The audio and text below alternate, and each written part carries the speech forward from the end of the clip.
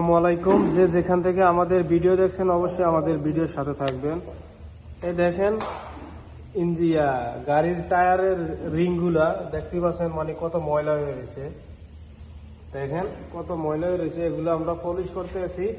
কিছুক্ষণের মধ্যে আমরা পলিশ করতে আছি। এখন আমরা মেডিসিন কেমিক্যাল এগুলো দিয়ে রাখছি, ঠিক আছে। দেখেন এই যে এখানে কাজ চলতে আছে অলরেডি, এই জন্য একটু সাদা দেখা যাইতে আছে।